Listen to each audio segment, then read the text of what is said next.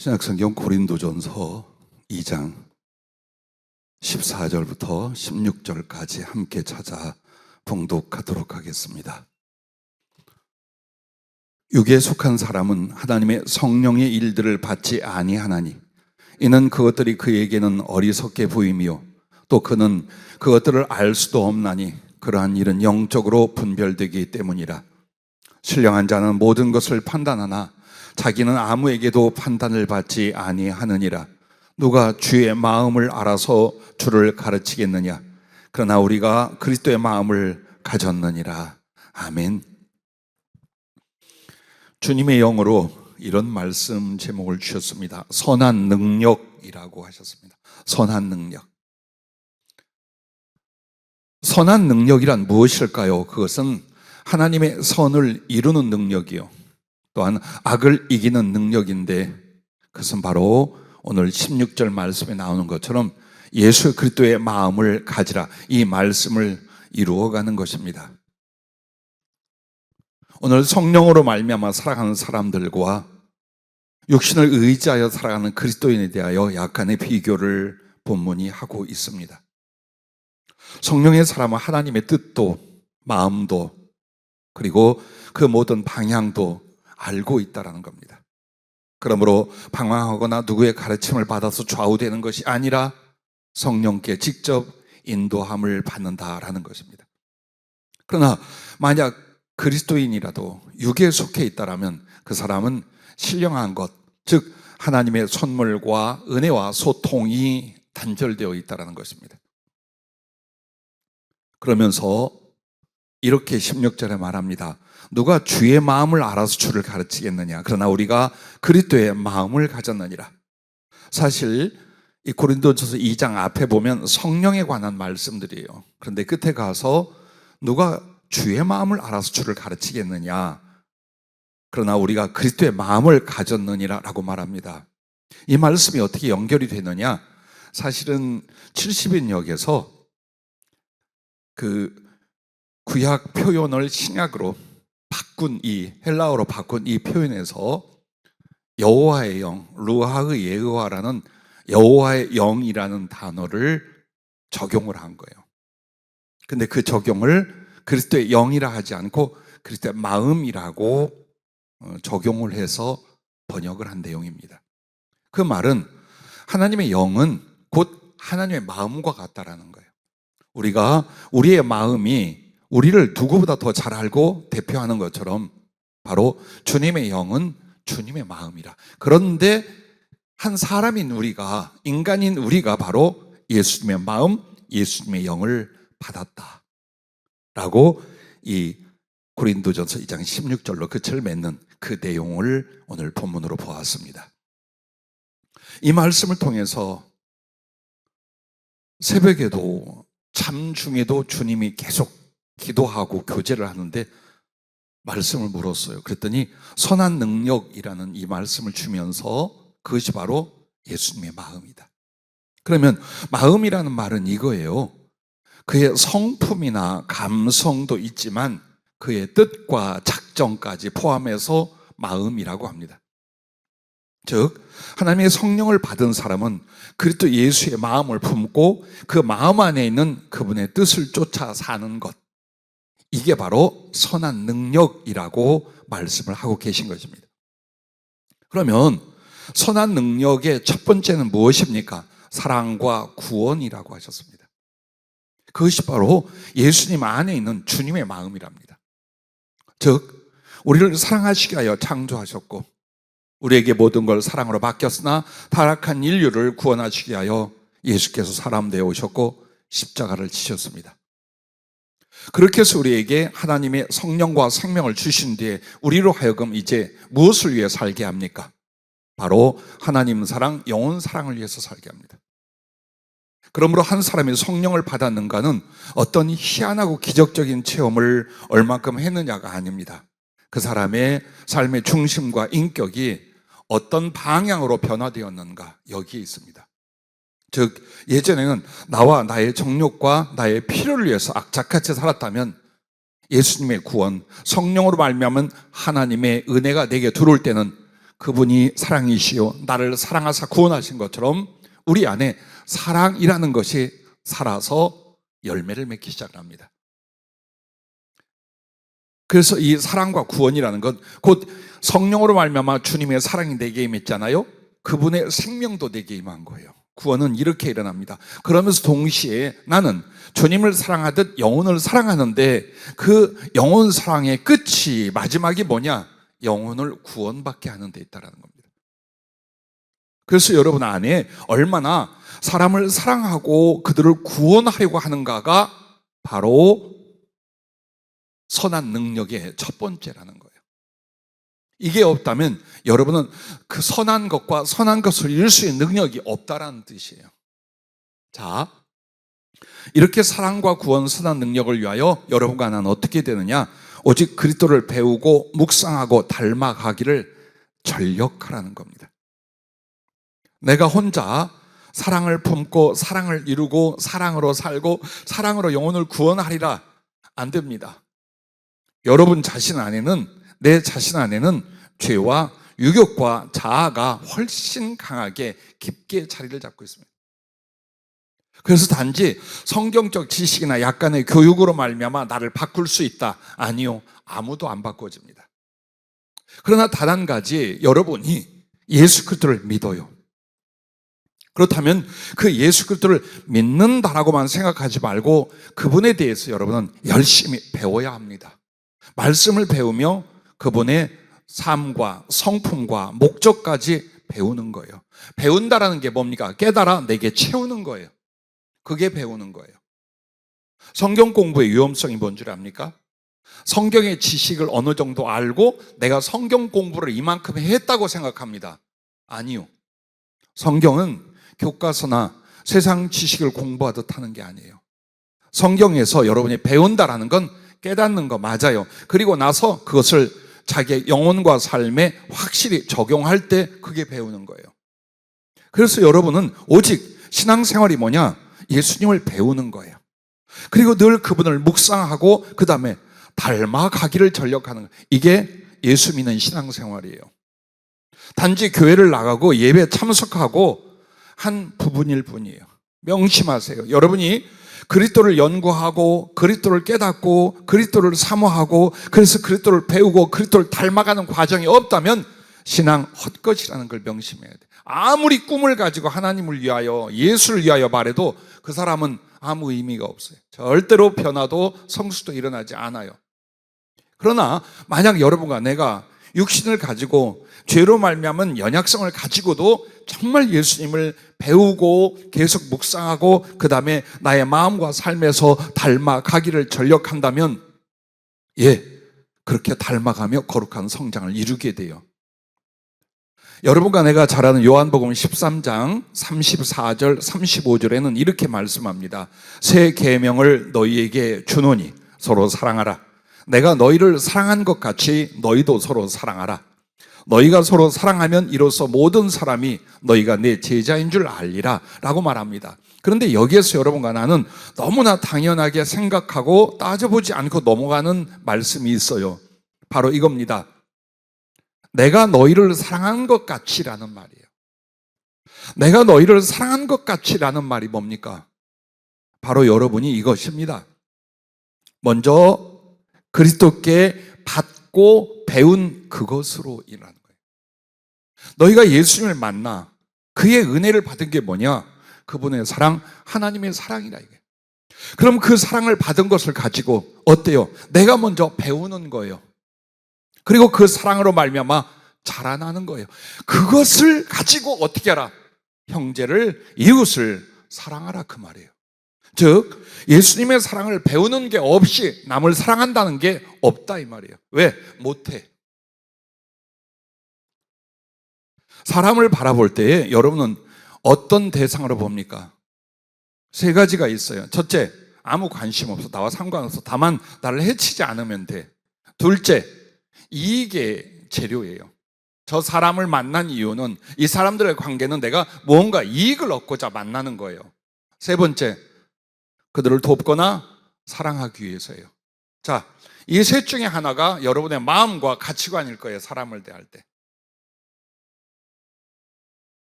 주님께서 우리에게 하신 말씀이 그러므로 새 계명이요, 하나님 말씀의 전체요, 신앙의 핵심이 뭐냐? 내가 너희를 사랑한 것처럼 너희도 서로 사랑하라. 즉 먼저 주님이 우리의 사랑하심에 대해서 여러분 깨닫고 배우고 내 안에 채워야 돼요. 그리고 그것을 가지고, 그 사랑을 가지고 형제와 이웃들을 사랑을 실천해 나가는 거예요. 성경은 우리에게 그것을 말씀하고 있습니다. 그러므로 어느 누군가가 예수님의 말씀 혹은 그분을 경험하면서 예수님을 배우지 않지요? 예수님처럼 살려고 안 해요. 아주 이기적이고 육신적이고 세상적인 가치관과 생각으로 가득해요. 그리고 예수 믿는 걸 뭘로 합니까? 삶의 이익으로 여기고 믿어요. 이렇게 믿고 있는지, 아니면 정말 예수 그리스도께 받은 사랑과 은혜를 인하여 위로는 주님을 사랑하고 그 사랑을 어떻게 해서라도 나누고 전하려고 사는지, 여러분은 어떤 변화 있는지를 보십시오. 그리고 정말 여러분 마음에 전심으로 나라는 존재의 생각과 고집과 상식이 아니라 예수님을 닮아가려는 지식에 있어서, 성품에 있어서, 삶에 있어서, 목적에 있어서 정말 예수님을 닮아가려는 그 기도와 노력이 얼마나 있는가를 보십시오. 그러기 전에는 우리가 예수님을 닮아갈 수가 없어요. 예수님을 닮아간다는 게 바로 지식에 있을 뿐만 아니라 사랑이라는 그 인격과 삶의 실천에 있어요. 그래서 그리스도를 여러분이 배우고 묵상하고 닮아가기를 전력할 때 여러분 그리스도의 사랑으로 충만하며 그리스도를 따라 그 사랑을 실천하는 능력을 갖게 된다는 것입니다. 그러면 우리들의 사랑이라는 것 어떤 것일까요? 전 여러분에게 이렇게 추천합니다. 사랑의 첫째는 이해와 배려예요. 다른 사람들을 내가 충분히 이해하는 것. 내 말이 내가 생각하기에 나는 말이야, 이게 아니에요. 아, 그렇구나, 그럴 수 있지, 그래서 그랬구나 하고 이해하는 거예요. 그걸 가르쳐 역지사지라고 그러죠. 그렇게 하면서 배려하는 것입니다. 그리고 두 번째는 용서와 용납입니다. 행여 잘못이 있습니까? 실수가 있습니까? 그것을 어때요? 따지고 책망하고 갈라내는 것이 아니라 용서하며 받아 품을 수 있는, 용납하는 것입니다. 이것이 바로 이웃사랑, 형제사랑의 실천들, 실제 일들입니다. 그리고 세 번째가 바로 도움과 희생입니다.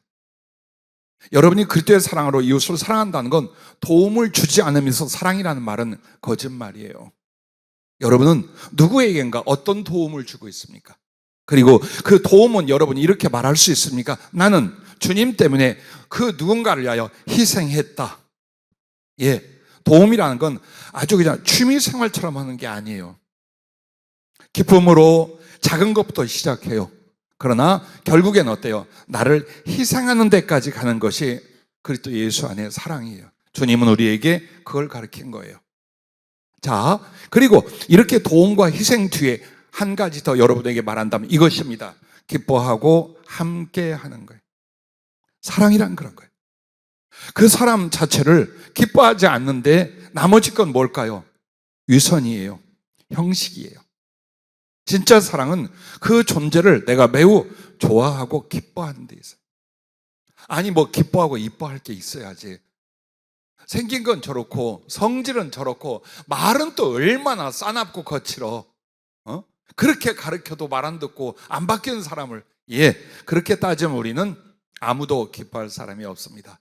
그렇게 치자면 다른 사람도 나를 기뻐할 게 없습니다. 심지어는 예수님도 여러분을 기뻐할 아무런 꼴이 없습니다.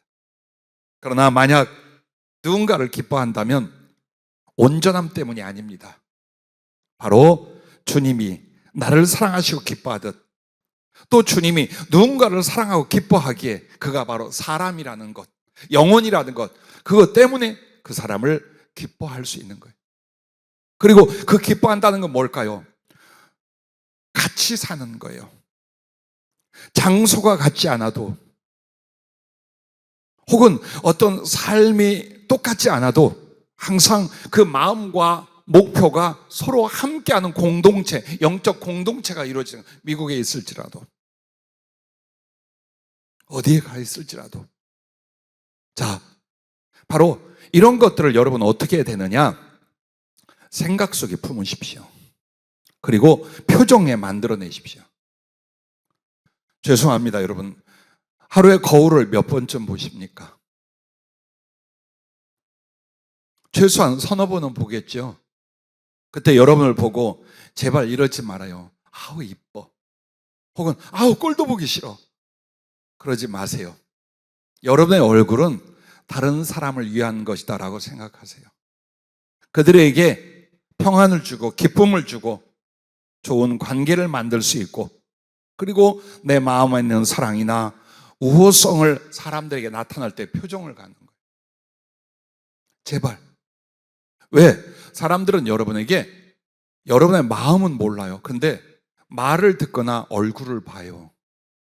그 표정이 너무 쌀쌀해, 냉정해. 그럼 그 존재가 그런 사람이라고 생각해요. 그리고 실제로 그래요. 여러분은 못마땅할 때 못마땅한 표정을 지음으로 말미암아 나 지금 너 못마땅하거든 라고 하는 거예요. 솔직히. 그렇다면 여러분은 여러분의 표정을 가지고 폭력을 쓰는 거예요, 사람들한테요. 그때는 얼굴이 아니라 낯바닥이 되는 거예요. 오늘 눈과 눈깔의 차이를 일러줬어요. 눈깔 욕 아니잖아요. 그러나 수준 낮은 막 쓰는 말이에요. 사람을 흘겼어. 눈이 아니에요. 눈깔이에요. 눈은 최소한 어때요? 사람들에게 해를 끼치지 않는 유해감을 느끼지 않게 해야지 눈이지. 그것처럼요, 우리의 표정이라는 것과 혹은 말 없는 여러분의 그 말을 하지 않는 말이 뭡니까? 몸의 제스처와 얼굴 표정이에요. 여러분 그게 얼마나 중요한 줄 압니까? 그걸 어려서부터 안 만들어요. 그러더니 청년이 돼도 가관이 아니고 그렇게 해서 나이를 먹고 중년이 됐어요. 정말 사람들이 꼴 보기 싫어해요. 왜 꼴 보기 싫어하냐? 표정이 그 모양이야. 말이 그 모양이야. 이목구비를 보는 게 아니에요. 표정을 볼 때 따뜻함, 편안함, 부드러움, 호감, 그걸 느낄 수 있게 만드는 거예요. 근데 그 표정도 연기가 잘 안 돼요. 왜? 속이 썩어지게 생겼어. 속에 다른 생각을 품고 있어요. 그럼 얼굴이 따라간다 그 말이에요. 그래서 여러분의 생각과 표정에서 이게 같이 있는 거예요. 생각과 표정이 같이 나와요. 그러므로 여러분의 생각이 아름다운 사랑에 관한 것이라면 표정 또한 사람을 대할 때 아름답게 혹은 온유하게 혹은 따뜻하게 혹은 긍정적으로 얼굴 표정이 나올 것입니다. 그리고 말이에요. 말을 나를 이해시키거나 나를 알리기 위한 걸로 우리는 써왔던 거예요.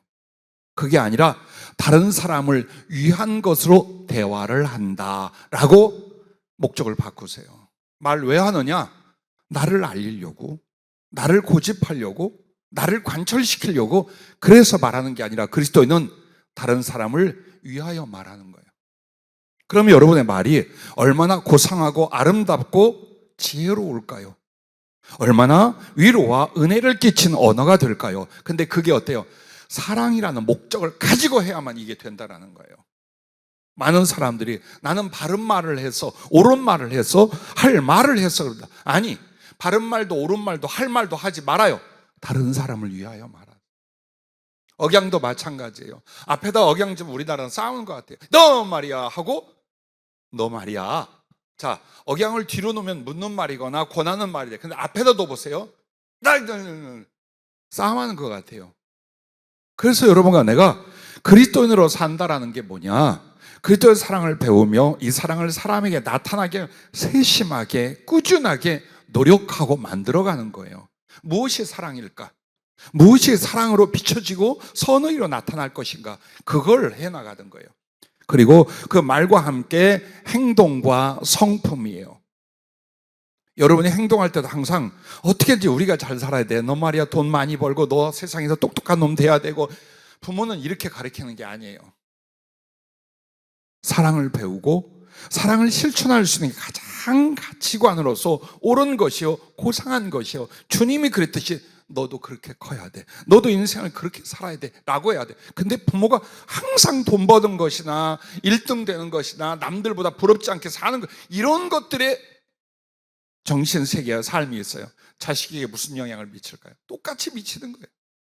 그리고 어느 날 은혜 받고 났더니 이놈은 왜 이러는 거예요 대체? 영향을 미쳤거든요. 그래서 여러분과 나에게 정말 행동이나 성품에 있어 가장 중요한 건 뭐냐? 더 주님을 닮아가는, 더 사랑스러운 것을 만들어가는 걸.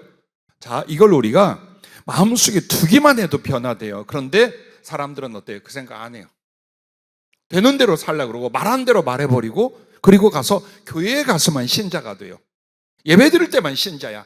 근데 바로 나가면 표정도 말도 생각도 행동도 다 이기적이고 세상적이고 자기 육신적이. 그러므로 말미암아 여러분과 나는 사랑이란 능력이 커지지 않고 그리스도를 닮아가는 데서 빵점이 되고, 이런 일들이 그래서 일어나는 거예요. 그리고 무엇보다도 여러분의 신앙이 무엇입니까? 사랑을 배우고 사랑을 실천하는 게 기독 신앙이라고 여러분 여기셔야 돼요. 아니면 신앙생활 개판으로 하고 있는 거예요. 엉망진창인 거예요. 사랑이 목적이 아닌데 그럼 뭐가 신앙생활의 내용이며 목적입니까? 이러다가 천국 가는 거? 여러분, 그 천국도요 사랑하기 위해서 가는 거예요. 사랑이 아니면 하늘나라가 존재하지 않아요. 그래서 여러분과 나에게 나의 신앙은 어떤 것? 예수님의 사랑을 배우고 그 예수님의 사랑을 실천하는 것. 이게 나의 신앙이 돼야 되고, 그리고 비전이 돼야 돼요. 무엇을 위해서 할 거냐? 앞으로 난 뭘 할 거냐라고 할 때 무엇이 더 사람들에게 사랑이 되고 도움이 되고 위로가 되고 구원을 할 수 있는 건지, 난 이것이 내 삶의 목표이며 동시에 내 꿈이고 계획입니다. 그게 여러분에게 있어요. 주님이 뭐라고 하셨어요? 돈과 하나님을 겸하여 섬길 수가 없느니라. 왜? 하나는 중히 여기고 하나는 경히 여기기 때문이라. 네 마음이 있는 곳에, 네 보물이 있는 곳에 네 마음도 있느니라. 자, 오늘 우리들에게 살면서요, 내 마음이 가는 곳에 정말 주님과 그 사랑이 있다면 여러분 잘 만들어지고 잘 사는 거예요. 근데 단지 돈이거나 혹은 육신적이고 세상적인 것이라면 예수님을 여러분은 철저히 배제하고 살고 있다는 뜻이에요. 그러므로 사랑이라는 건 서로 간의 문제가 아니에요. 우리가 주의 이름으로 주의 은혜로 사람을 사랑할 땐 곧 예수님을 사랑하는 게 된다는 것, 여러분과 나는 잘 알고 있지 않습니까? 자, 그래서 여러분과 나는 그 사랑의 이유와 목적은요, 그 사랑으로 하나님의 사랑을 이웃들에게 알게 하는 거예요. 그리고 그 사랑으로 구원과 사랑의 예수 그리스도를 만나게 함에 있다라는 거예요. 자, 그냥 돕는 행위로 끝나고 좋은 마음으로 끝나는 게 아니에요. 여러분의 사람을 향한 착한 마음과 그들을 향한 선행은 더 뒤에 목적이 있어요. 왜? 이 사랑으로 하나님의 사랑을 알게 하려는 거예요. 그리고 이 사랑으로 말미암아 사랑의 예수의 구원을 그들에게 얻게 만드는 것. 이거보다 더 큰 사랑이 없게. 그러므로 작은 사랑으로 인하여 정말 한 영혼이 지옥에 던질 영혼이 예수님의 생명과 사랑으로 들어가는 구원을 얻게 하는 데까지 연결이 되는 거예요. 그래서 사랑과 구원이라는 단어가 같이 있는 거예요. 여러분은 둘 중에 하나예요. 사랑으로 말미암아 영혼이 구원받게 할 사람이 될 것이냐, 아니면 사랑이 없는 채로 구원에 대하여 전도 혹은 구원을 말하다가 그 사람도 나도 구원받지 못하는 상태로 끝날 것이냐, 그게 둘 중에 하나예요. 자, 여러분과 내게 있어서 예수님 배울 때 그분이 세상에 오신 그의 목적이 뭡니까? 그의 마음과 행함과 삶의 이유가 무엇입니까? 하나님의 사랑을 가르쳐주고 실천하셔서 구원받게 하는 것이었어요. 결국엔 그 전도와 사랑으로 한 영혼 한 영혼을 죄와 지옥에서 건져내는 것이었어요. 그래서 우리가 한번 이번에도 보세요. 총전도 주일 됐는데 온다더니 안 왔고 아예 초청도 못했어요. 내가 그런 분들을 비난하는 것이 아니라 가르쳐 드리는 거예요. 왜 그럴까요? 평소에 친분이 없는 거예요. 혹은 전도하면서 정말 사람에 대하여 그 친근함을 서로 만들지 못하는 거예요. 그렇게 오랜 세월을 살았어요. 인간 생활을 수십 년을 했어요. 그런데 누구 하나 내 말을 들어줄 사람이 없어. 누구 하나 나의 신앙의 초청이나 사랑의 권면을 기꺼이 받아줄 사람이 없었어요. 그렇게 살았어요. 그런데 여러분 제일 중요한 게 뭔 줄 압니까? 사람이 사람됨에 있어서 부끄러워할 줄 아는 거예요. 수치심이 없는 사람은 절대로 변화가 없어요. 옳은 것에 대하여, 합당한 것에 대하여 내가 그렇지 못할 때 부끄러워할 줄 알아야 돼요. 수치심을 가져요. 이 사람은 변화돼요. 근데 수치심이 없어. 이 사람은 회개로 하나님의 뜻으로 올라가지 못해요. 자, 내가 어떻게 살면 복음을 전할 사람이 없어. 영혼을 초청할 사람이 없어. 어떻게 살았으면, 이 말은 그만큼 나밖에 모르는 인생으로 살았다는 거예요. 나는 우리 얼마나 많은 사람을 초청하고 얼마나 많은 사람이 결실이 있는가 보다도 우리를 한번 돌아보라는 거예요. 어떻게 살았는가. 그렇게 오래 직장 생활을 했잖아요. 그렇게 많이 이곳저곳 사업하고 다녔잖아요. 그렇게 많은 사람들을 만나고 헤어져 왔잖아요. 그런데 막상 친분으로 누군가를 부르고자 할 때, 혹은 사랑으로 말미암아 누군가를 전도하라고 할 때 해봤는데 안 되는 건 괜찮아요. 근데 대상이 없더라. 그 마음도 없더라. 그건 너무나 비참한 거예요. 그래서 오늘 여러분과 나에게 담임 목사가 보고 있었던 게 아니에요. 총력전도 이 주의를 주님이 지켜보고 있었어요. 한 사람 한 사람. 그리고 계획을 세우셨어요. 여러분에게 누누이 말씀드렸죠. 이후부터 주님이 각 가정과 개인에게 무엇이 어떻게 생기는가 봐라. 이 말을 아무도 귀담아 듣지 않아요. 그러나 이제 보세요. 어떻게 했는지. 그래서 우리에게 이 부분은 사랑이라는 부분이요, 영혼을 구원함으로 말미암는 선한 일을 하는데, 그게 뭐냐? 선한 능력의 모든 무기랍니다. 내가 선한 것을 감당할 수 있는 능력이 어디 있느냐? 사랑으로 영혼을 구원하려 함, 혹은 내 인격과 삶에서 사랑을 지향하고 사랑을 이루어가는 것, 그게 바로 선한 능력에 있어서 모든 무기의 역할을 하는 거랍니다. 자, 여러분 생각해 보십시오. 미움이라는 죄악이 우리에게 유혹으로 혹은 어떤 관계로 들어와요. 뭘로 이겨요? 안 미워해야지, 안 미워해야지. 그래서 떨어집니까? 아니요. 사랑으로 물리치는 거예요.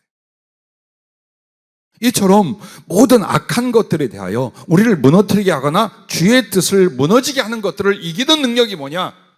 사랑이라 그 말이에요. 그리고 그 사랑은 곧 영혼 구원으로 이어지는 이 사랑과 구원이라는 것이 바로 하나님 앞에 인생을 살아가는 그리스도인들에게 선한 능력의 첫 번째요, 공격적인 무기가 될 수 있다라고 하신 것입니다. 두 번째는 선한 능력은 이것이랍니다. 선으로 악을 이기는 것입니다. 로마서 12장 17절에 보면 아무에게도 악을 악으로 갚지 말고 모든 사람 앞에서 선한 일을 도모하라. 21절에는 악에게 지지 말고 선으로 악을 이기라 라고 말씀을 합니다. 즉 우리들의 신앙생활이 뭐냐? 선으로 악을 이기는 거예요. 그 부르심을 받았고 그리스도께서 그의 모든 사랑과 그 선행으로 말미암아 우리를 구원해 주신 이유가 이제는 죄와 악을 선으로 이기게끔 하려고 불러내셨다는 거예요. 전에는 악을 악이라 여기지 않고 죄를 죄라고 여기지 않았어요. 그것에 빠져 살고 그것을 탐닉하고 그것에 삼킨 바 되었던 우리들이에요. 그 가운데서 우리를 구원하셨어요. 그러므로 우리의 신앙의 삶이 뭐냐? 선으로 악을 이기는 것이. 그럼 이것을 구체적으로 어떻게 해야 될까요? 자기 안에 선을 쌓아 선을 내는 삶이 되려 최선을 다하라는 거예요. 즉 선한 것이 뭐냐? 그 선한 것들에 대하여 나의 마음과 생각과 인격 안에 쌓는 거예요. 그걸 절대로 어느 날 갑자기 선한 일을 해라 못합니다. 선을 위해 살아라 내가 그렇게 살아야 돼? 그렇게 나옵니다. 그런데 싸납고 거칠고 더럽고 악하고 정욕적이거든요. 자동으로 나와요. 왜? 죄인이기 때문이에요. 우리가 죄인이기 때문이에요. 그래서 그런 건 배우지 않아도 되고 가르치지 않아도 돼요. 자동으로 합니다. 다만 여러분이 그리스도 예수 주님을 만난 뒤에 선이 무엇인가 배웠어요. 늘 들었어요. 그래서 그 선을 마음에 품고 그 선을 행함으로 말미암아 내게 다가오는 혹은 나의 삶에 나타날 악한 것들을 이기게 하는 것. 그러기 위해서 여러분 안에 선을 쌓아놓아야 돼요. 마태복음 12장 35절에 보면 선한 사람은 그 쌓은 선에서 선한 것을 내고 악한 사람은 그 쌓은 악에서 악한 것을 내는.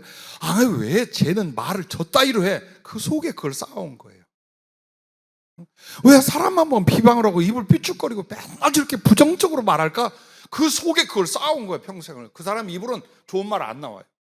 근데 어떤 사람은 항상 말하면 부드러워요, 친절해요, 동정해요, 공감을 해요, 좋은 말을 해요, 선한 하나님의 뜻을 말해요. 왜? 그 속에 그게 쌓여 있는 거예요. 그 속에. 행위도 마찬가지예요. 왜 이 사람은 저렇게 철저하게 이기적일까? 그렇게 사랑을 배우면서도 자기와 자기 식구밖에 모를까? 근데 그걸 부끄러워도 안 해. 왜 그럴까? 그렇게 살아왔어요. 가치관을, 삶을 그렇게 했어요. 아무리 가난하고 힘들고 어려워도 여러분 그렇게 비참하게 살지 말아요. 그리고 내 자식들이 그걸 가치관으로 갖게 하지 말아요. 참 불쌍해집니다. 악착같이 잘 사는 것, 남에게 손을 내밀고 주의 이름으로 사랑하는 건 가르쳐 본 적이 없어요. 이게 얼마나 그 인생 자체가 행복을 몰라요. 하나님의 뜻도 하나님의 말씀도 순종할 수가 없어요. 왜? 이미 내 안에는 선한 것을 쌓지 않아. 선을 위하여, 사랑을 위하여 나는 마음 먹고 행동해 본 적이 없어. 그렇다면 그 신앙과 그 신앙 안에서 삶의 계획이 무슨 의미가 있겠습니까? 그래서 여러분과 나는 명심해야 돼요. 나로부터 나오는 건 내가 무엇을 내 안에 쌓았는가이다. 그러므로 나의 모든 생각과 성품과 마음과 삶의 소망 등등, 그리고 행위 하나에도 항상 달아보는 거, 선한 것을 지향하고 선하신 하나님이 선한 것을 영광으로 받으시듯 나도 선한 것을 기뻐하며 그 선한 것을 위하여 항상 따져보고 그리고 내게 적용을 하는 거예요. 비열해지고 비겁해지려 하지 말고 항상 그렇게 하는 거예요. 그렇게 하는 세월이 바로 내 안에 선한 말이 나오고 선한 행위가 나오게 만드는 거예요. 그래서 어느 날 갑자기 선의 능력이 있느냐? 없어요. 죄악의 능력은 탁월해요, 우리 모두가. 근데 선의 능력은 없어요. 선의 능력이란 내 안에 쌓고 쌓았던 그 시간과 세월을 통해서 만들어진다는 것, 여러분과 나는 그것을 잊어서는 아니 될 줄 압니다. 그런데 보세요. 선한 것을 쌓은 사람은 그 속에서 선한 것이 나와, 말로 행동으로. 악한 것을 쌓은 사람은 악한 것이 그의 말과 행동으로 나와요.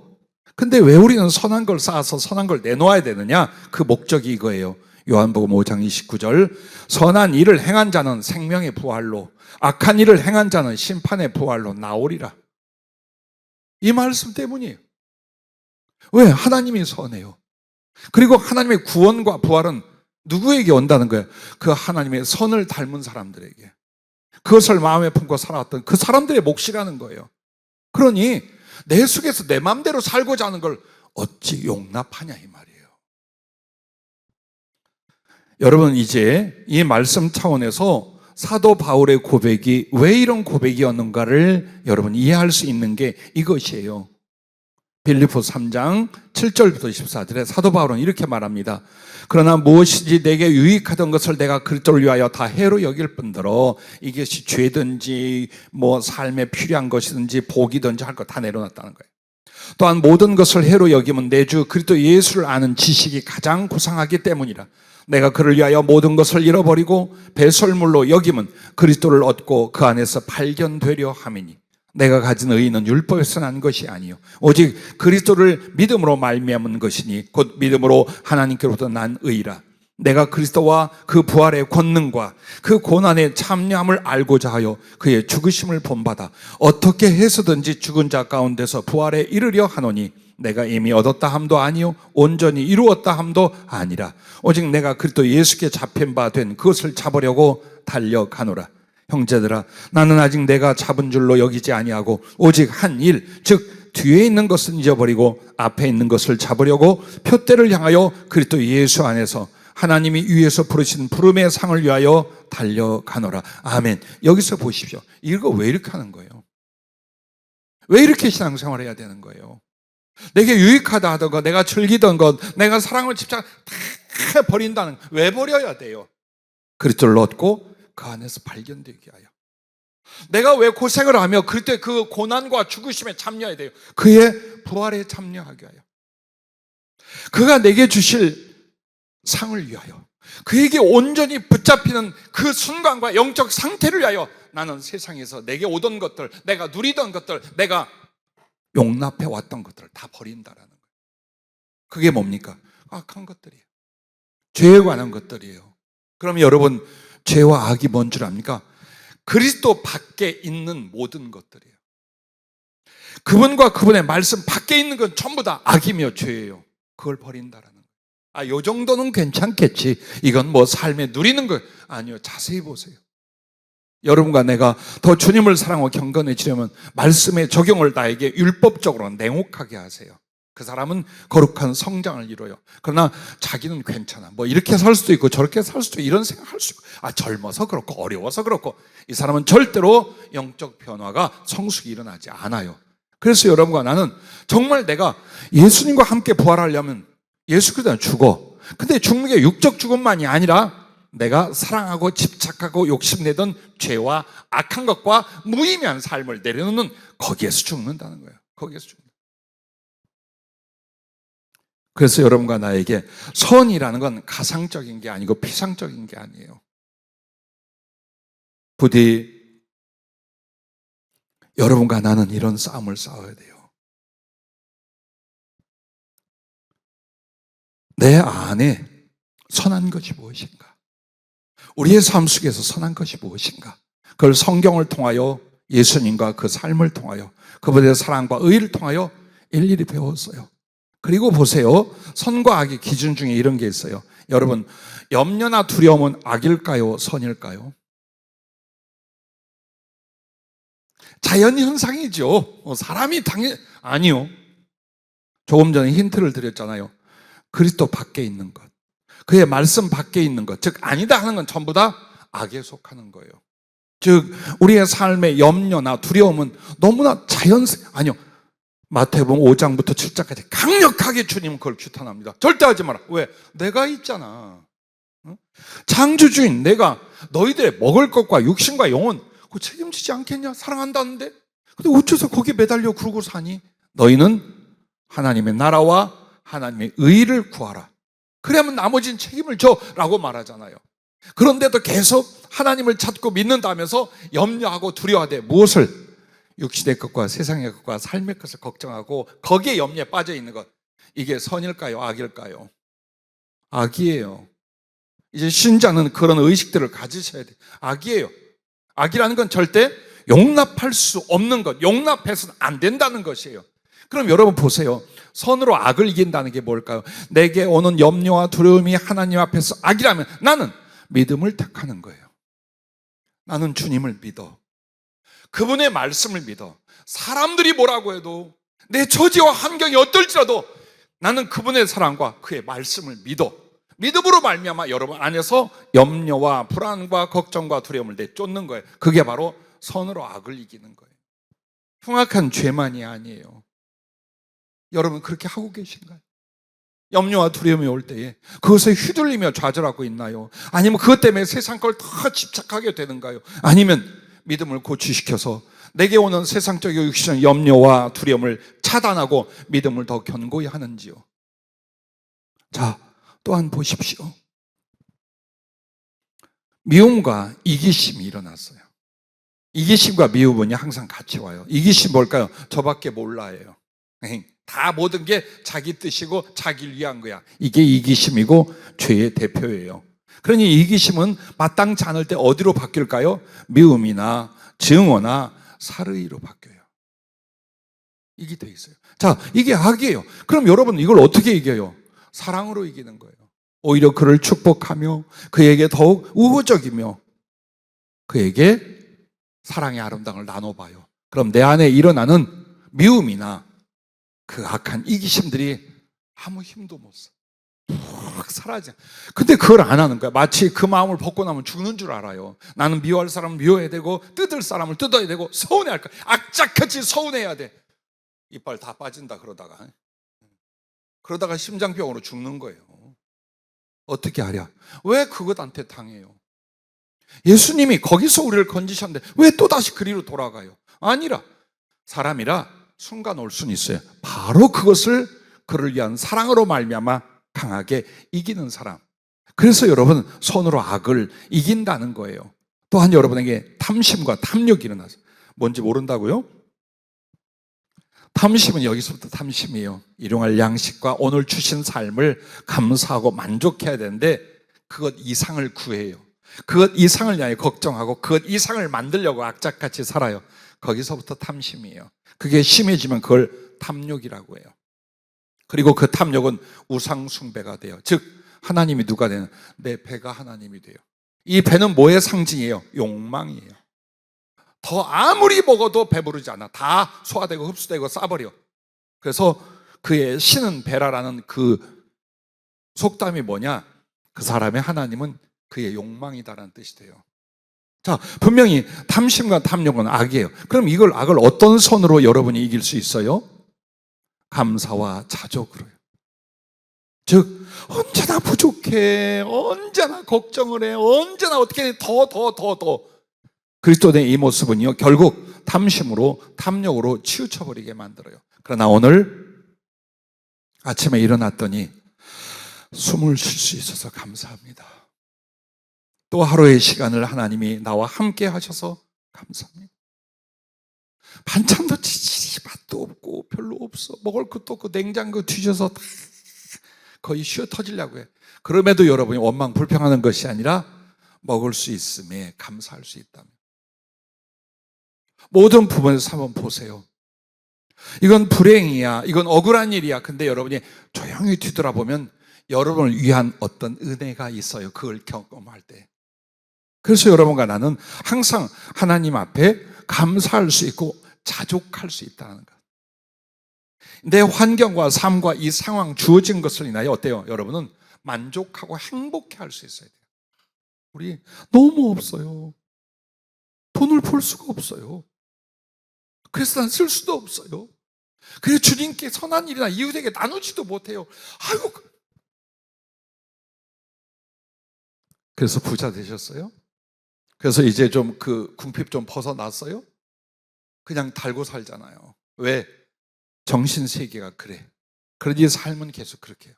하나님은 이 궁색한 영혼에게 넘치는 걸 못 부어주셔요.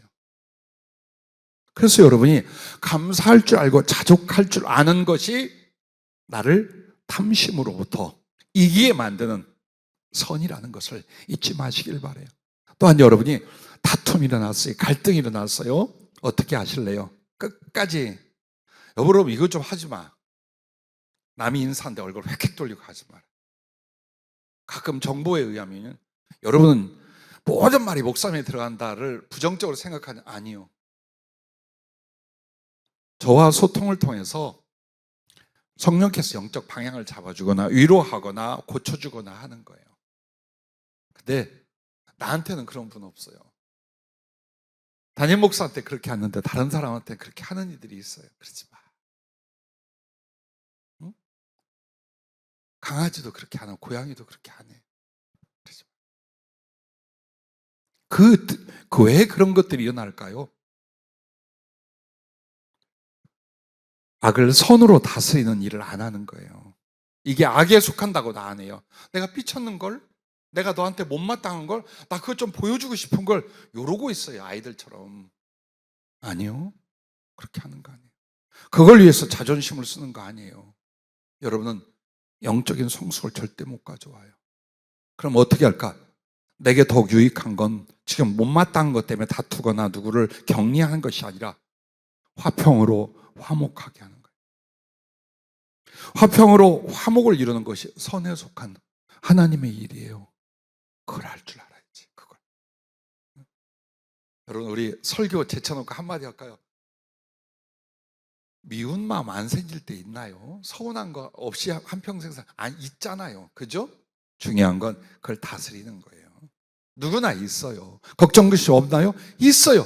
그걸 그 악에 속하는 것들을 선으로 다스리고 이기는 것, 그게 신앙이고 성숙이고 축복받는 일이에요.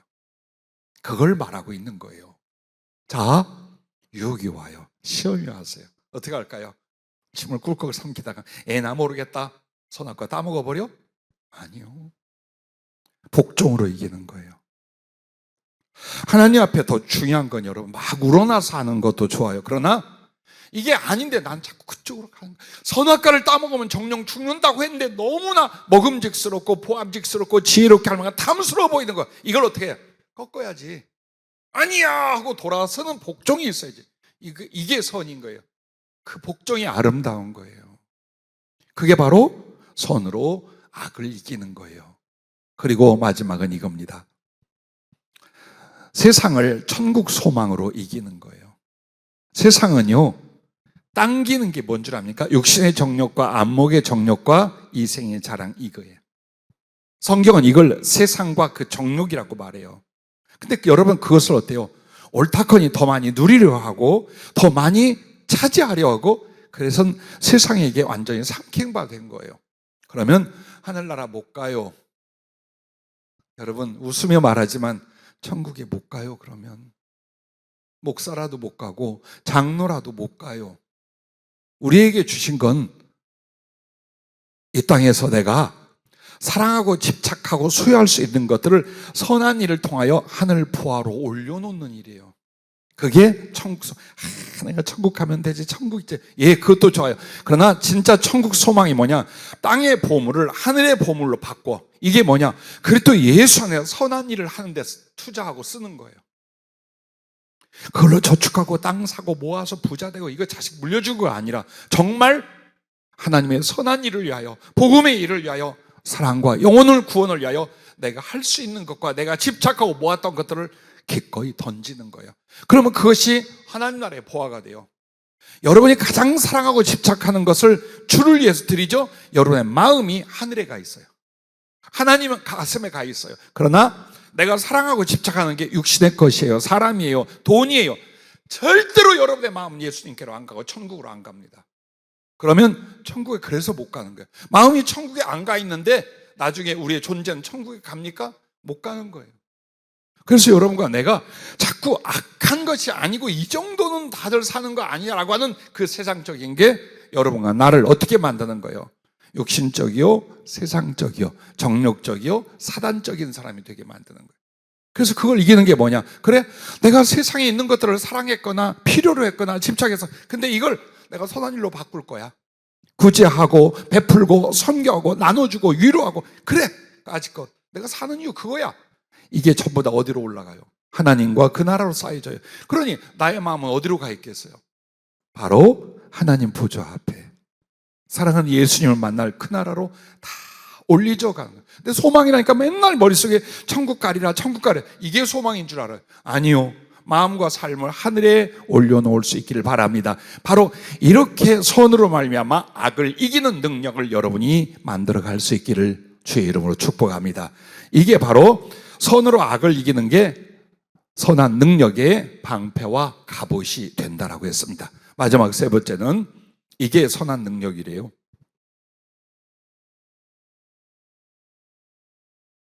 소통과 순종이라고 하셨어요. 먼저는 하나님과 소통과 순종을 온전하게 해야 돼요. 즉 생명이나 사랑은요, 소통을 통해서 흐르고 전이가 되고 연합되게 되어 있어요. 그러니까 소통이 안 되면 아무것도 넘어오거나 나누어지지 않아요. 그래서 하나님은 죽어봐야 아는 하나님이 아니에요. 저 먼 곳에 계셔서 알 수도 느낄 수도 없는 분이 아니에요. 오죽하면 하나님 뭐라고 했어요? 주의 성령으로 말미암아 내가 너희 속에 함께 있을 것이라고 말한 거예요. 그런데 내 속에 계신 그 하나님, 그 성령하고도 소통이 안 돼. 그리스도인이 이 지경인데도 부끄럽거나 이게 심각한 문제라고 인식도 못하고 살아온 거예요. 생각해 보세요. 한 집에서 어머니, 아버지 얼굴도 못 보고 대화도 없어요. 내 형제들에 대해서 본 적도 없고 이야기 나눈 적도 없어. 근데 희한하게 가족 사진을 봤더니 엄마도 있고 아빠도 있고 동생도 있고 누나도 있고 오빠도 있어. 이 꼴로 예수 믿는 사람들이 살아가는 거예요. 이걸로. 그러므로 선한 게 뭐냐? 하나님과 진짜 영적 교제와 사랑을 하는 거예요. 그래서 이 소통은 뭘 말합니까? 교제가 된다, 사랑이 된다라는 뜻이에요. 그게 소통이야. 그리고 그 소통은 뭘로 이어져야 돼요? 그분이 내게 말씀하고 나타냈고 내가 그분께 아뢰고 나를 드려, 이 관계로 뭘 만들어? 순종을 만드는 거예요. 그래서 여러분 안에 선한 능력의 마지막 세 번째가 하나님과 소통이 되고, 그 소통된 하나님의 말씀에 대하여 내가 순종할 수 있는가, 순종할 능력이 있는가, 이 부분입니다. 오늘 본문으로 고린도전서 2장 14절부터 16절을 보았죠. 이 말씀의 내용이 뭡니까? 성령 안에서 하나님과 소통이에요. 그걸 말하는 거예요. 그러면 어떻게 할까요? 늘 말씀을 청종하고 깨어있어 기도함으로 성령으로 살라라는 거예요. 주님이 성령으로 내 안에 계신데 어찌 그분을 못 느끼고 못 듣고 따르고 사랑하고 이게 없냐 이거예요. 그러면 이걸 막 가슴 아파하고 하나님께 뭐 하다못해 금식이라도 하고 매달리고 말씀 앞에 들어 이렇게 했더라면 점점 영이 열리고 하나님과 거룩한 사랑의 교제와 소통이 일어났을 거예요. 누구에게도. 이건 은사 문제가 아니에요. 근데 어떤 식으로 예수를 믿느냐? 교회 가서 예배 드리는 참여하고 설교 듣고 기도 좀 하고 헌금 좀 하고 그것도 또 돌아와. 이러기를 10년, 20년, 30년을 했어요. 영이, 하나님의 영과의 어떤 교제와 사람과 소통이 전혀 인식도 안 하고 노력도 없었어요. 근데 어떻게 하겠어요? 그걸 어떻게 하겠어요? 그래서 성경에 여러분에게 이런 말씀들이에요. 성령의 말씀을 듣고, 그리고 성령으로 기도하고, 성령으로 봉사하고, 성령으로 복음을 전파하고, 전부 다 성령으로 하는 게 신앙생활이에요. 그럼 그 성령으로 말씀을 듣고, 귀 있는 자는 성령이 교회들에게 하신 말씀을 들을지어다 했는데 왜 안 듣냐 이 말이에요. 왜 안 듣냐 이 말이에요. 여러분, 성령으로 정말 여러분이 일단은 성령님 운운하기 전에 성경 말씀에 대하여 여러분이 어때요? 믿음의 권위를 인정하고 믿음으로 사모함으로 그 말씀을 여러분이 알고 받아들여야 돼요. 그 뒤부터 성령의 음성이, 성령의 말씀이 들리는 거예요. 성경을 덮어놓고는 성령님이 역사하지 않아요. 절대로 역사하지 않아요. 그리고 성경과 배치되는 말을 성령이 절대 안 해요. 여러분이 혹시 들었어요? 확신이 있어요? 근데 성경적인가를 보세요. 성경에 어떤 말씀이 연결되어 있는가를 보세요. 그래서 여러분이 하나님 말씀을 듣되 성경 말씀을 듣고 그걸 순종하려 하고 더 나아가서 그분과의 인격적인 소통에 대하여 여러분이 사모하세요. 그래서 성령의 말씀을 듣는다라는 게 뭐냐면 여러분 바로 이런 것들이에요. 성경 말씀이 인격화되고 구체화되고 실제화되는 거예요. 이게 성령이 하는 말씀을 듣는다는 거예요. 즉 성경 자체가 이제 어때? 인격화되어 내게 들려지기 시작하는 거예요. 사람이 말하듯이 내가 그걸 깨달아요. 근데 그 인격화된 말씀이 어때? 이제 구체화되는 거예요. 성경 66권 수천 년부터 미래까지 있는 거잖아요. 그 방대한 것 중에 오늘 나에게 구체적으로 말씀, 믿음이면 믿음에 대해서, 책망이면 책망에 대해서, 예언이면 예언에 대해서 정확히 구체적으로 말씀해. 그리고 그것은 어때요? 가상이 아니에요. 실제화되는 거예요. 하나님이 나에게 직접 말씀하신 실제가 되게끔 만드는 거예요. 그래서 여러분과 나는 성경만을 가지고 하나님 말씀으로 알았어요. 하나님 말씀 맞아요. 그러나 성경은 이렇게 말하는 거, 성령이 교회들에게 하신 말씀을, 이건 도대체 뭐야? 그게 바로 성경 말씀에 여러분이 거기에 순종하고 사모하고 믿고 성령을 따르면 이제부터는 그 말씀을 성령님이 어떻게 해요? 인격화된 교제로 그 말씀을 하시고 나에게 구체적으로 적용해 주시고, 그리고 하나님과 나의 교제와 대화가 실제로 일어나게 만들어주는 거예요. 그게 성령이 하신 말씀이에요. 그래서 여러분이 늘 말씀을 가까이 하고 말씀에 하나님의 모든 것이 있다는 믿음을 가지셔야 돼요. 그리고 그 말씀을 이젠 기도하면서도 들으려고 해야 돼요. 그래서 여러분이 기도할 때 말씀을 듣는다라는 걸 여러분에게 주의사항 몇 가지만 드릴게요. 그것만 조심하면 정말 누구든지 성령을 받은 사람은 주의 말씀을 성령이 하는 말씀으로 들을 수 있습니다. 근데 그 첫째가 뭐냐? 여러분 절대로 자기 유익을 위하여 들으려고 하지 마세요. 내가 지금 어떤 문제를 가지고 있어요. 무언가 하나님께 구하고 있어요. 근데 그 하나님의 응답이 내게 유익한 걸로 듣고 싶어 갈망을 하고 있어요. 그리고 들으면요, 여러분의 마음의 소리가 들려요. 잘 될 거다, 그렇게 해라 하고. 근데 이게 나중에 보면 아니야, 안 되는 거예요. 왜? 나의 소리를 들은 거예요. 성령과 나의 영혼은 같이 있어요. 그러므로 나의 말이 들릴 수도 있고 심지어는 사단의 말이 들릴 수도 있어요. 근데 우리 주의 영이 하는 말씀에 대하여 여러분한테 나의 유익을 위해서가 아니에요. 오직 주님이 지금 나에게 바란 뜻을 온전히 여러분의 마음속에 두어야 돼요. 만약 책망을 하면 그걸 받으려 하고 네 모든 거 다 나눠주라면 그렇게 하려고 하고 들어야 돼요. 그 부분이 여러분과 나에게 많은 신앙인들에게 필요로 하는 거예요. 그 다음에 흥미거리로 시험 삼아 들으려고 하지 마세요. 예언도 마찬가지고 상담도 마찬가지예요. 그 사람 망합니다. 성령 앞에 거짓말하면 거짓말로 빠져서 그냥 망하게 만들어요. 절대 그렇게 하는 게 아니에요. 그건 하나님을 만홀히 여기는 자세예요. 절대로. 그럼 어떻게 하랴? 정말 사모하는 마음으로 순종하려고 듣는 거예요. 제가 가끔 여러분에게 마음이 홀릴 수 있는 말을 많이 하죠. 주님이 어저께 기도하는데 이렇게 오셔서 여러분의 사모함을 더 일으키려고 간증을 해요. 이렇게까지 주님은 사랑의 교제 가능하다. 그러나 여러분이 명심해야 될 게 있어요. 그런 주님과의 만남 안에서 모든 마음은 이거예요. 당신을 사랑하기에 당신의 모든 말씀과 당신의 나타나심을 내가 사모해. 그런데 목적은 순종하기 위함이 돼야 돼요. 이게 진실이야. 그렇다면 그 누구에라도 성령이 하는 말씀을 듣게 돼요. 그리고 그때부터는 성령으로 기도한다는 게 뭘까요? 성령의 말씀을 듣고 기도하고 성령의 마음을 알고 따라가는 기도를 하는 거예요. 내 마음대로 내가 정해놓은 기도를 하는 게 아니라 성령이 말씀해. 성령이 나를 가르쳐. 성령의 소원이 있어.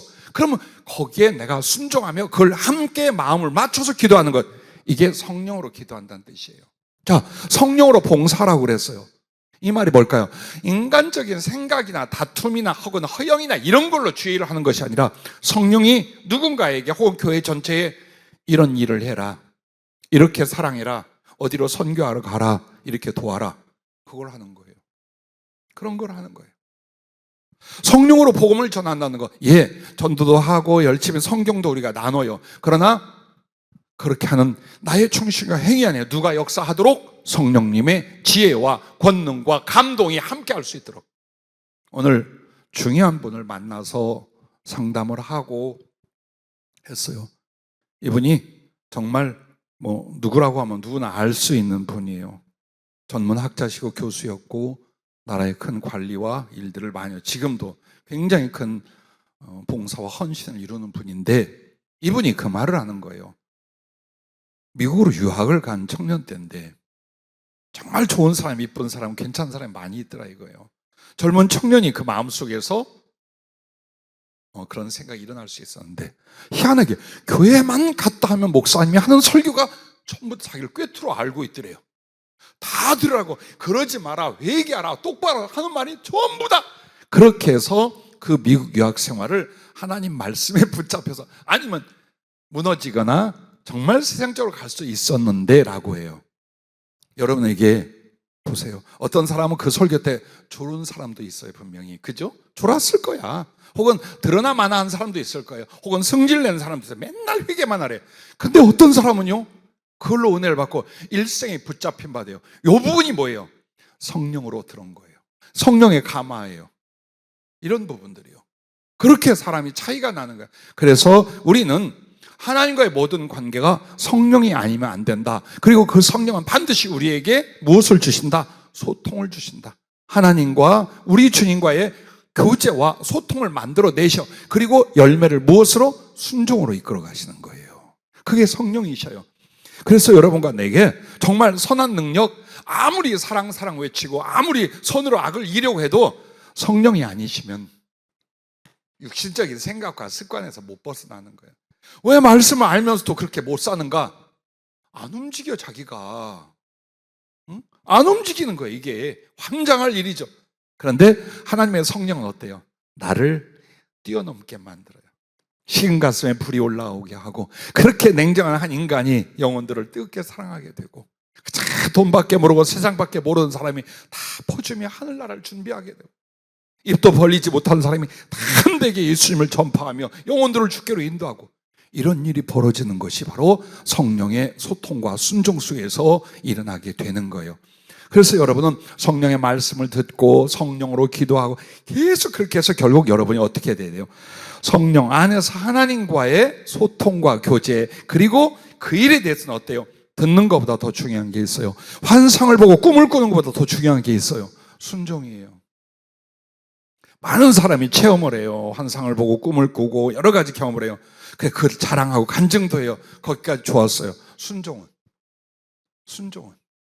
순종 안 한다면 여러분 두 가지 위험이 와요. 하나는 뭐냐? 모르고 맞는 사람, 잘못해서 모르고 맞는 사람 덜 맞아. 우리 학교나 가정이나 사회에서도 마찬가지예요. 근데 알고 범하면 더 맞아.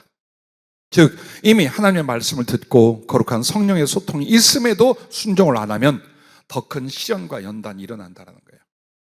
그리고 또 한 가지는 명심해야 돼요. 나중에 성령님 앞에 강팍해져요. 그래서 성령을 회방하거나 성령을 소멸하는 일로 갈 수도 있어요. 그래서 여러분과 나에게는 들어야 된다, 소통해야 된다, 그리고 열매가 그것을 순종해야 된다라는 거예요. 그래서 여러분 보세요. 한 사람 예만 들어드릴게요. 빌립이 사도행전 8장에 보면 그 성령님의 말씀을 듣게 됩니다. 주의 사자가 빌립에게 말하여 이르되 일어나서 남쪽으로 향하여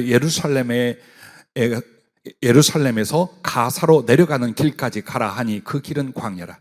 자, 주의 천사가 나타났어요. 물론 성령이 그 비전을 주는 거예요.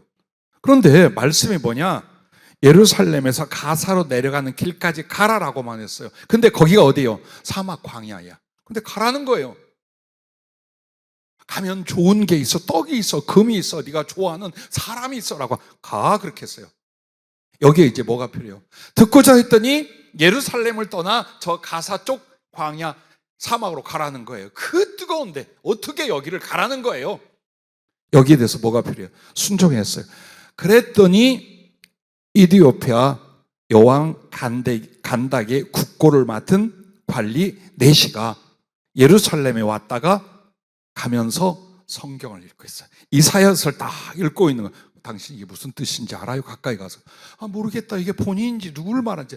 여차저차 이것은 예수님에 관한 말씀이고 예수 그리스도 누구시고 얘기했어요. 그러자 그 네시 관리가 어떻게 했어요? 봐라, 여기 물이 있는데 나한테 세례를 베풀어 주라. 나 예수 영접하겠다. 그리고 돌아가서 이디오피아의 복음 전도자가 돼요. 자, 순종 안 했더라면 아이고 거기를 어떻게 생각. 주여 다른 사람을 보내주시오. 나보다 젊은 것들을 보내주시옵소서. 혹은 비행기 있는 사람으로 가게 하옵소서. 보세요. 듣는 게 중요한 게 아니에요. 순종하는 게 중요한 거예요. 사울이라 하는 사람이 정말 악한 마음으로 예수 믿는 사람을 잡아 죽이고 감옥에 가뒀어요. 그 소문이 쫙 퍼지고 다들 도망갔어요.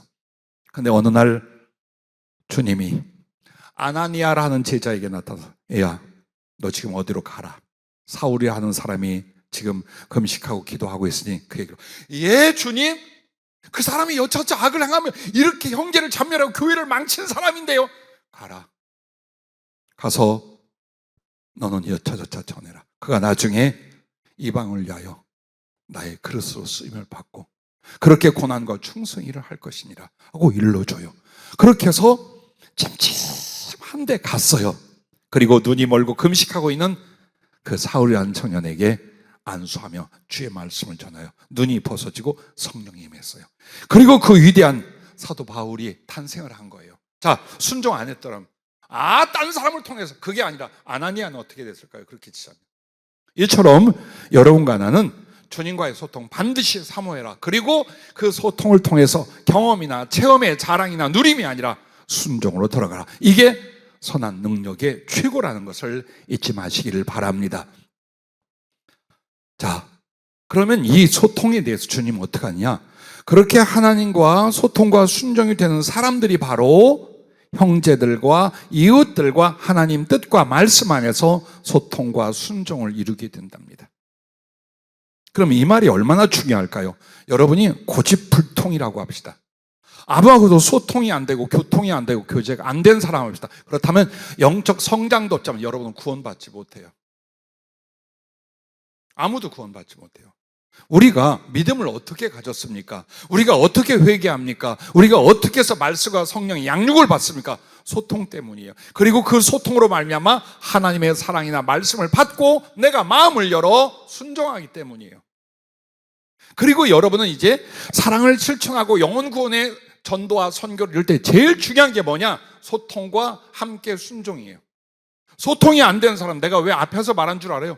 전도 안 되잖아요. 영혼 사랑할 수가 없잖아요. 평소에 친분과 교제가 없어 소통이 없는 사람 누구에게 복음을 전할 거예요? 누구 어떤 영혼을 사랑할까요? 못합니다. 소통 안 되는 사람들. 그래서 여러분은 아무리 고되고 힘들고 어려운 상황이 있을지라도 항상 하나님과 소통하는 그 거룩한 지혜와 기쁨을 사람들을 향하여 갖게 되는 거예요. 근데 하나님과 소통이 안 되는 사람이 지금 내가 상처가 있어, 고집이 있어, 어떤 사람을 회피하는 병이 있어. 그런데 사람과 소통이 되겠어요? 안 돼요. 그래서 소통은 하나님과 하고 순종은 하나님의 말씀을 한다면 이 사람은 이제 어느 사람에게 들어가도 하나님의 말씀과 사랑과 뜻 안에서 다른 사람과의 교제와 소통이 원활해지고 그리고 서로 간에 소통이 되면서 하나님의 뜻 그리스도를 경외함으로 말미암는 복종이 서로 간에 일어나게 되는 거예요. 교회의 문제가 뭔 줄 압니까, 여러분? 자기가 싫으면 아무리 하나님의 말씀이라 해도 복종을 안 해. 그리고 또 담임 목사가 아니고 다른 사람이 만약 권하면 절대로 머리를 숙이지 않아. 이게 뭔 줄 알아요? 고집불통들이라는 거예요. 지금 누가 말을 했느냐가 아니에요. 이 내용이 하나님의 뜻이냐예요. 그리스도의 말씀이냐 이 부분이에요. 그 부분에서 서로 피차간에 그리스도를 경외함으로 복종할 줄 아는 이게 능력이란 말이에요. 얼마나 그 교회는 아름답겠어요. 얼마나 은혜스럽고 놀라운 성장을 이뤄내겠어요. 누가 무슨 말을 하든지 하나님의 뜻이요 하면 그리스도의 말씀이요 하면 전부 다 즐거이 순종하기 시작하는 거예요. 얼마나 멋있어요. 옳으냐 그러냐 뭐 더 손해를 받느냐 뭘. 아이고. 그리고 신앙생활하는 그 이유가 뭡니까? 위로 소통이 안 돼. 그러니 위에도 순종을 못해. 근데 하물며 네가 지금 나한테 그런 말을 해? 그걸 하자고 돈 많이 들어가잖아. 그 고생 많이 하잖아. 야, 딴 데 시켜. 이런 모든 왜 나올까요? 위로 소통이 안 되니 서로의 소통이 안 되고 위의 순종이 안 되니 서로가 아무리 선한 일을 말하고 사랑을 말하고 주의 뜻을 말해도 거기에 대해 복종이 안 되는 거예요. 그 교회는 오그라져요. 주님이 들어쓸 수가 없어요. 이게 개인의 문제면서 운명과 생사가 교회가 연결이 돼요. 왜 제가 외쳐 설교하고 안타까이 하느냐? 이게 한 사람의 문제가 아니에요. 전체 운명적 공동체의 교회, 지역 교회라는 거요. 그렇게 해서 주님이 여러분과 나를 만들 때 선한 능력이 뭐냐? 하나님과의 소통과 그 순종이다. 그리고 그것은 영혼 사람과의 소통과 서로의 복종의 아름다움을 이루게 만든다라는 것을 잊지 마시길 바랍니다. 자, 이것이 바로 선한 능력의 원천이래요. 즉 선한 능력의 그 선으로 악을 이기는 것, 사랑과 구원 이런 것들이 어디서 나오느냐? 바로 이 소통과 순종에서 나오는 것이랍니다. 그럼 여러분이 이 선한 능력이 자라고 커질 수가 어떨까요? 제일 중요해 예수님을 닮아가는 거예요. 그렇죠? 이것은 예수님을 닮아가는 능력과 자양분이에요. 근데 선한 능력이 없는 사람 예수님과 반대쪽으로 가요. 생각도 성품도 생활도 그렇게 하고 맙니다. 자, 또한 영적 권세를 받아요. 오늘 이 말씀을 재조명합니다. 사도행전 1장 8절 오직 성령이 너희에게 임하시면 너희가 권능을 받고 예루살렘과 온 유대와 사마리아와 땅끝까지 이르러 내 증인이 되리라 하시니라. 여기서 오직 성령이 너희에게 임하시면 너희가 권능을 받고 이게 뭘 말합니까? 누가 성령이 임하십니까? 누가 성령께 잡힙니까? 보세요. 성령이 아무에게나 막 부어집니까? 은사나 능력이 그렇지 않아요. 선한 능력을 키운 사람들에게 그 선한 일을 감당하기 위하여 성령님은 달란트로 은혜로 그리스도의 생명과 사랑으로 자꾸 임하시기 시작하는 거예요. 왜 우리에게는 성령 충만이 안 오느냐? 왜 더 큰 능력이나 역사가 없냐? 한번 보세요. 여러분 선한 능력을 얼마나 구비하고 사는가를 보세요. 얄팍하지 않은가요? 비겁하지 않은가요? 혹은 내게 합당치 않다, 여기 말씀을 뒤로 외면하지 않는가요? 그렇다면 성령님이 알아요. 아하, 내가 얘를 붙잡아서 내 권세와 능력을 쏟을 수가 없구나 하고 물러나 다른 사람을 찾아요. 자, 마지막으로 하나님 쓰심에 합당해진다라는 거예요. 주님의 제자들을 보세요. 그리고 신구약 성경의 모든 위인들을 한번 보세요. 그 사람들 어떻게 하나님이 그렇게 기가 막혔었어요? 선한 능력을 성숙시킨 사람들. 그냥이 아니에요. 요셉을 보세요. 다니엘을 보세요. 다윗을 보세요. 아브라함을 보세요. 첫 순교자 아벨을 보세요. 다 어떤 사람, 선한 능력을 성숙시켰던 그런 성도들이에요. 오늘 멸시하지 마세요. 무시하지 마세요. 정말 내게 선한 능력이 얼만큼 있는지, 나는 그 선한 능력을 위하여 어떻게 사모하고 성장해 가는지 그걸 보십시오. 오늘도 소중한 분들과 영적 상담을 하고 주님의 말씀을 전했어요. 주님은 사업에 관심 없어요. 물질에 관심 없어요. 심지어는 여러분의 생명의 길이에도 관심이 없어요. 관심이 있는 건 여러분의 영혼이 어떻게 성숙하느냐에 있어요. 그 모든 것들을 사용하여 여러분의 믿음을 자라고 사랑을 자라게 만드는 거예요. 그래서 하나님 앞에 합당한 사람, 그리스도를 닮아가는 사람을 만드는 거예요. 왜? 거기에 구원이 있고 거기에 쓰심이 있어요. 거기에 아무리 여러분이 좋은 재주와 지식과 능력과 돈을 가지고 있어요, 하나님이 그것 때문에 쓰는 거 아니요. 내가 성경에 관한, 그리스도에 관한 일을 한다고 해서 하나님이 영광 받으시는 거 아닙니다. 그래서 오늘 여러분과 난 알아야 돼요. 내가 주님을 위하고 선한 일을 할 꿈이 있습니까? 그릇부터 만들어져라. 그릇부터. 선한 능력의 사람으로 그릇부터 만들어져라. 그리고 나면 그 꿈을, 그 언약을 넉넉히 이루고도 남음이 있게 될 줄로 믿습니다. 기도하겠습니다.